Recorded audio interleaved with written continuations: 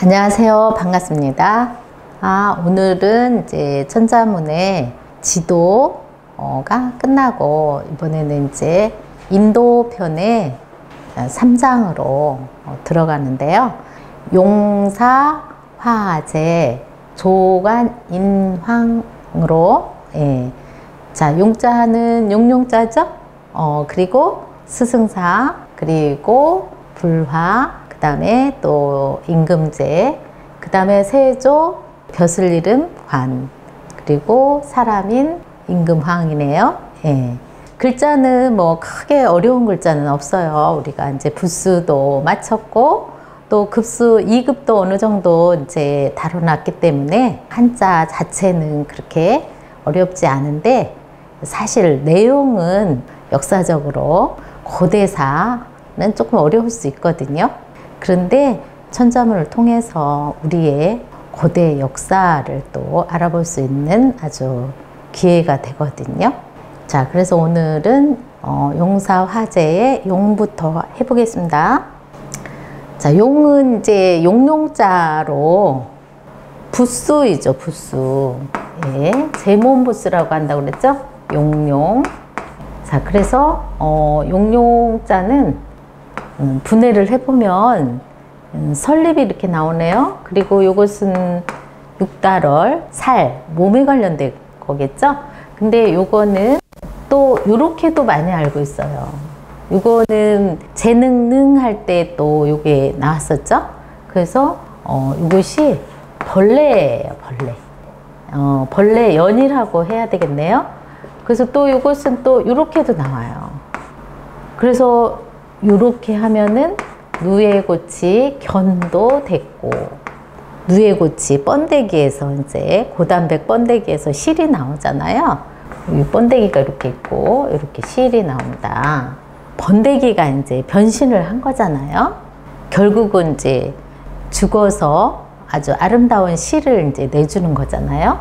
요거는 또 자, 이렇게 해가지고 여기 입구나 여기 사사사나 이것은 모양을 이제 디자인이라고 보면 되는데, 이것은 변하고 변해가지고 그것이 재능이 있다. 그래서 우리가 할 수 있다. 할 수 있다의 최상급이에요. 그래서 이것이 재능능이었어요. 근데 재능능은 원래 곰 보고 만든 글자라고 해가지고 곰웅이 있죠. 이렇게. 이것은 이제 곰의 이제 발이거든요. 곰. 그래서 이것도 실제로는 아버지의 정자, 어머니의 그 모혈로 해서 우리가 생명이 탄생하는 거잖아요. 그래서 이것이 이제 용자가 됐는데, 용은 실제 그 서양에서는 드래곤이라고 그래가지고 상상의 동물로 보잖아요. 그런데 우리 동양은 상상의 동물이 아니라 거의 그 변신하는 정자라고 봐야 돼요. 아버지의 씨를 말하는 거예요. 그래서 이름은 용용인데 우리는 또 미르라고 또 하죠. 미르.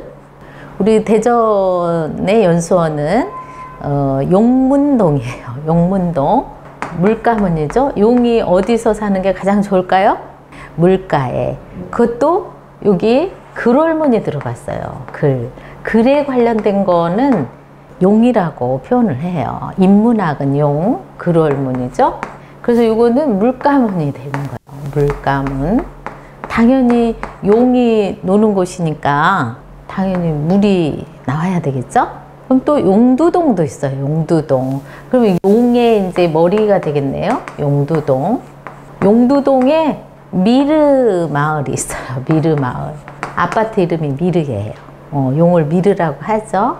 이렇듯이 우리가 용을 보통 우리는 변신을 한다. 그래서 크게 드러나기도 하고 아주 작게 숨을 수도 있고, 변신과 조화를 이룰 수 있는 신묘한 용으로 보고 있어요. 그래서 우리 한국의 태몽은 용꿈이 많아요. 그리고 또 이제 보통 사람이 크게 되면은 개천에서 용났다고 그러죠. 그리고 실제 또 우리가 일반 이제 백성이 벼슬을 하기 시작해서 최고치에 오르면은 용상에 올랐다 그러죠. 실제 우리가 이루어 나아가는 과정으로 이제 용용자를 봐야 되거든요. 그래서 정말 용용자를 이렇게 넣으면은 수억 개의 아버지 정자에서 어머니 이제 난자에 정착을 하잖아요. 그랬을 때 정말 최고로 사랑받고 이 땅에 나왔어요. 그래서 이게 사랑총이에요. 사랑총. 그리고 살아가면서 허물이 있을 수 있거든요. 그러면은 그 허물을 또 부모님이, 지어주신 부모님이 허물을 계속 덮어주시는 거예요. 뒤에서. 그래서 이것이 사랑애잖아요. 그래서 우리는 보통 집집마다 총애하는 우리 자녀들이 있어요. 그래서 사랑총, 사랑애 이렇게 쓰거든요. 그리고 용은 또 머리를 고추 세우고 다녀요. 또 올라가려고 하는 특성이 있는 거고, 그래서 만약에 농구한다 그러면은 이것이 대바구니 롱이거든요. 대바구니 롱. 그래서 농구 할 때 요 대바구니 롱을 쓰고, 자, 여기에 5대자를 놓으면은 세습할 습이 되거든요. 요즘 이제 금수저가 있잖아요. 흙수저도 있다고 하지만은 우리가 부모님이 최선을 다해서 최고치를 정점을 찍어 주셔야지 또 자손이 그 덕택을, 은덕을 받을 수가 있거든요. 그래서 그것을 세습을 한다. 세습할 습이에요, 이거는.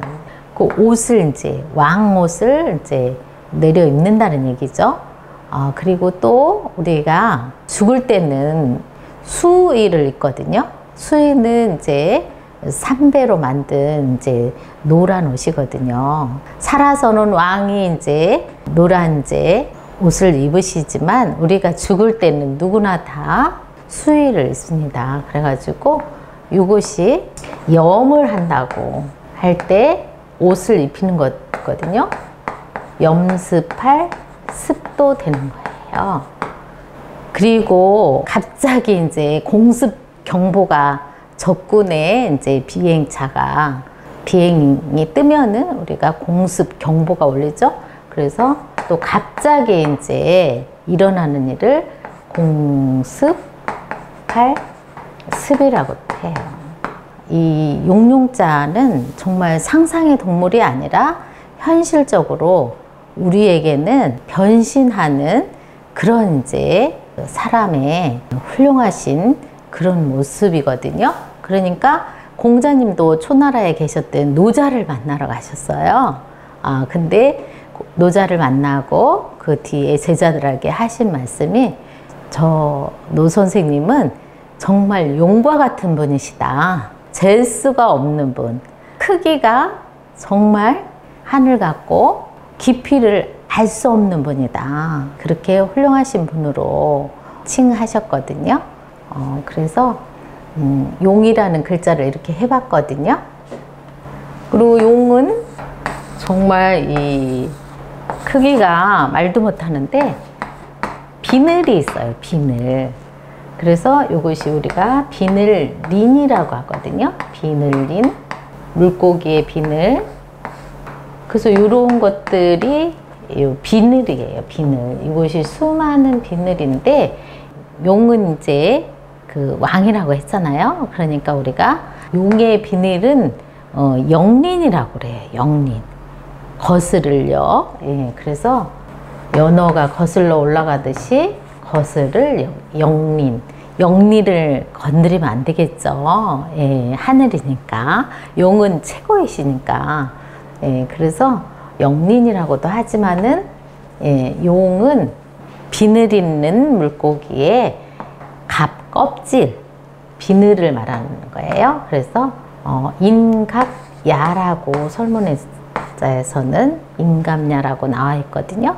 근데 여기서는 지금 누구 이름을, 그 관직의 이름을 고대의 왕으로서 이름을 붙였냐면은 복희 씨를 용으로 이제 삼은 거거든요. 그래서 용은 문을 인문학의 스승을 용이라고 그래요. 용.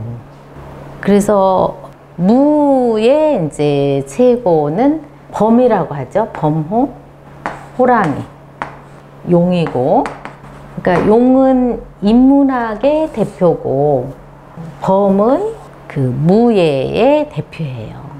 그래서 실제로 우리가 고대 이제 그 동양 역사로는 삼황오제가 있어요. 삼황오제, 삼황이 있거든요.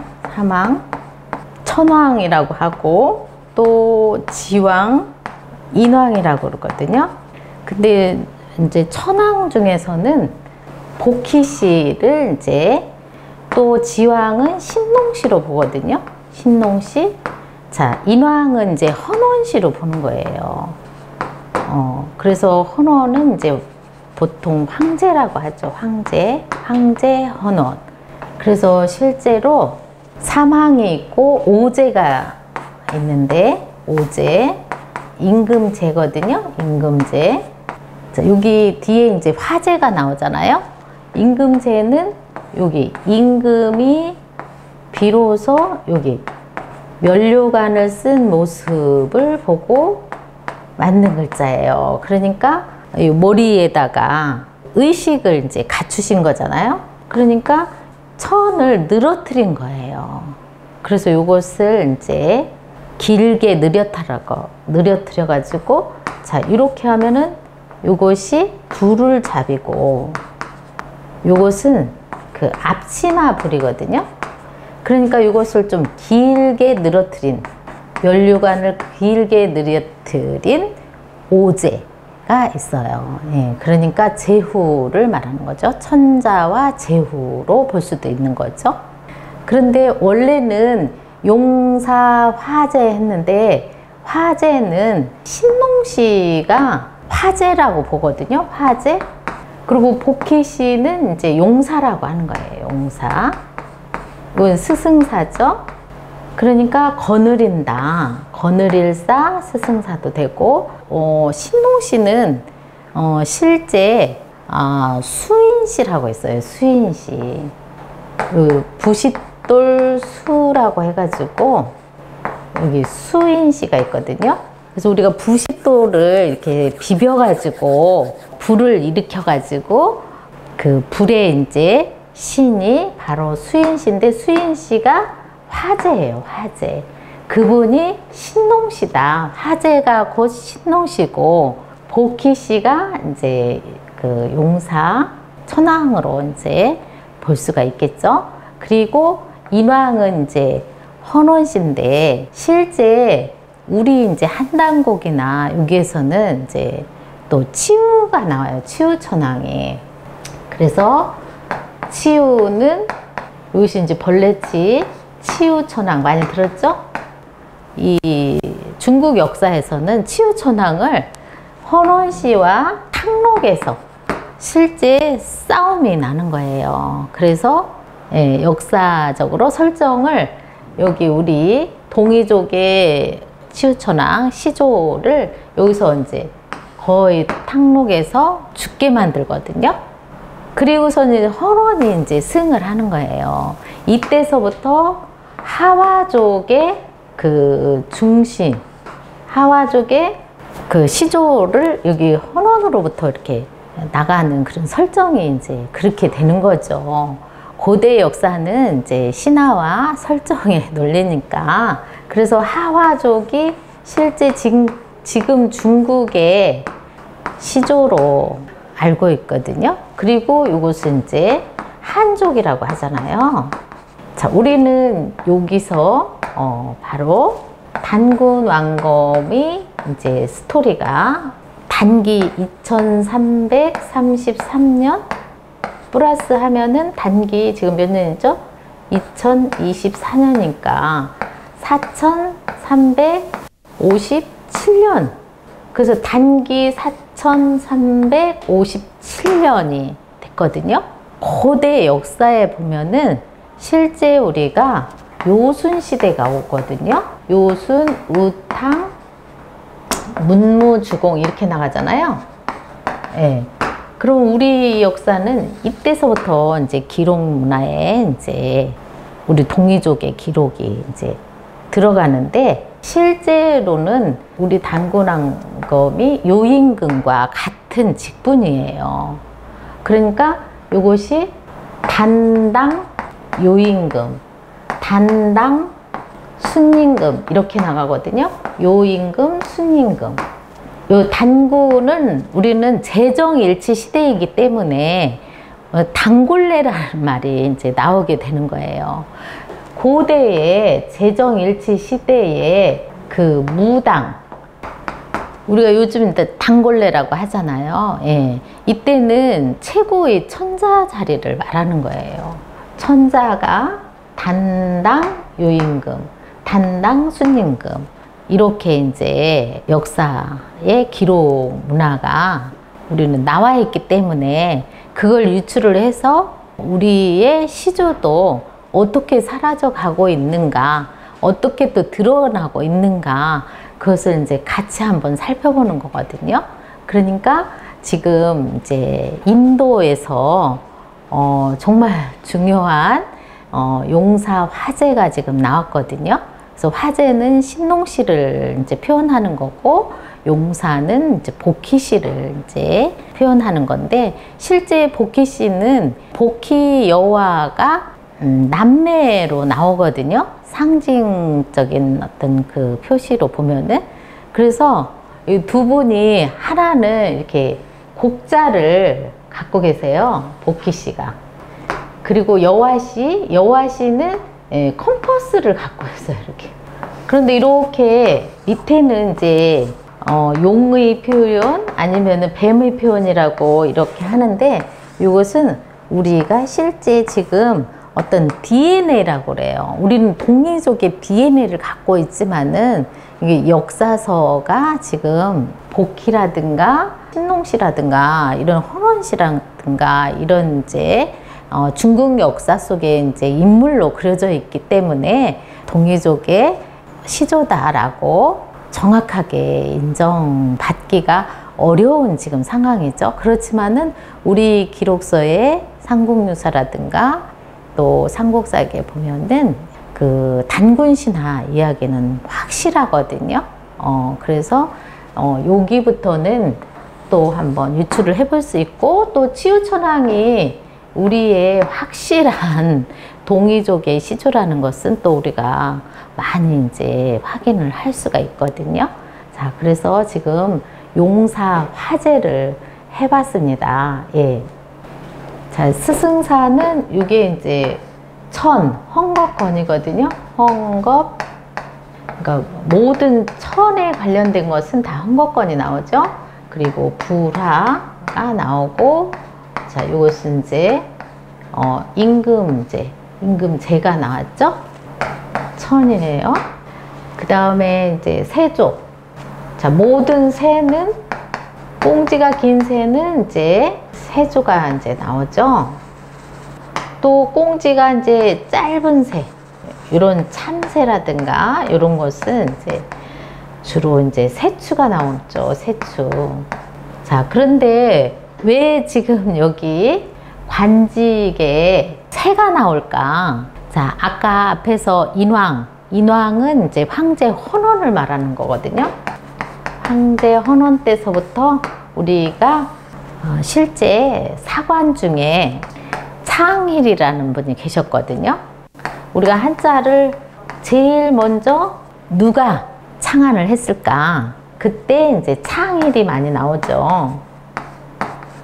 그래서 이 창일이라는 분은 황제의 사관인데, 신농시와의 그 거래를 트기 위해서 그 언어 소통을 해야 되겠죠. 그런데 어느 날 새 발자국, 이런 짐승의 발자국 이런 걸 가지고 그림, 도화를 이제 만들어서 서로 이제 언어 소통을 하게 됐겠죠. 그래서 실제 한자는 어느 날 어느 한 사람이 만든 건 아니겠죠. 그래서 많은 사람들이 참여를 해서 지금까지 한자가 이제 많은 한자가 나오고, 그 사이에 우리가 정말 기록 문화가 이제 좋은 그 인성, 본성을 이제 찾아내는 진짜 공자님 말씀도 전해오고, 또 그 이후에 주자도 있고, 또 우리나라에 또 훌륭하신 율곡 선생님도 계시고, 이렇게 이제 계속 우리가 기록을 남겨서 우리의 본성을 가꾸는데 엄청난 그 한자가 역할을 해주고 있죠. 그래서 이 황제의 사관 중에 창일이라는 분이 창안을 하게 됐는데, 이 황제로부터 이제 문자가 시작됐다고 봐야 되죠. 다음 글귀가 시제 문자예요. 그런데 여기서 왜 조관 인왕으로 했느냐면은 뒤에 또 전욱 고양시라고 있어요. 그분은 이제 소호 금천시도 있고, 그러니까 태호 복희씨는 클태, 복희씨는 태호고, 그 다음에 여기는 이제 소호 금천시가 우리가 이제 성씨 중에 신라 이제 김씨라든가 이렇게 있잖아요. 또 고씨도 있고 고구려 고주몽이 있잖아요. 그래서 대통령 집무실에는 이런 이제 봉황이 있어요. 봉황새가 이제 그려져 있잖아요. 그리고 우리는 결혼식에 가면은 반드시 패백 때 봉황이 그려져 있고 관복을 입어요. 또 세댁은 이제 왕비복을 입고 쪽두리를 쓰잖아요. 그래서 누구나 한 번쯤은 그렇게 신분이 있는 왕의 옷을 입기도 하는 그런 이제 제례 예식을 갖추잖아요. 그래서 우리가 새로 관직 표현을 한 거예요. 우리는 지금도 그것이 잘 내려오고 있어요. 풍습이. 역사서가 어떻게 써있든 간에 우리 풍습에 현재 살아있다. 그래서 황제를 지나서 소호 금천시, 또 전욱 고양시, 이런 분들이 우리가 새해의 관직을 갖고 역사적으로 관직 표현을 새로 이제 하게 된 거죠. 지금 새로 관사의 이름을 붙인 분이 누구다? 소호씨다. 소호씨. 그 다음에 복희씨 이전에 우리가 인왕씨가 그 황제 헌원이다 라는 이제 역사적인 인물, 그 이야기를 상징적으로 지금 하고 있는 겁니다. 그래서 오늘은 고대 역사서 이야기를 하면서 우리는 한자는 사람과 자연을 보고 만든 이제 상형자이기 때문에 실제 어느 각도로 보나 세계에서 가장 훌륭한 문자라고 볼 수가 있어요. 그래서 자연을 보고 만들었고, 또 사람은 자연을 같이 조화와 이루어서 살아가야 되기 때문에 앞에서 먼저 천도가 나왔고, 그 다음에 지도가 나왔고, 인도 중에서 인사에 관련된 이야기를 지금 하고 있습니다. 오늘 좀 그 멋진 스토리가 돼야 되는데 좀 어려우셨나요? 자, 여기서 마치겠습니다.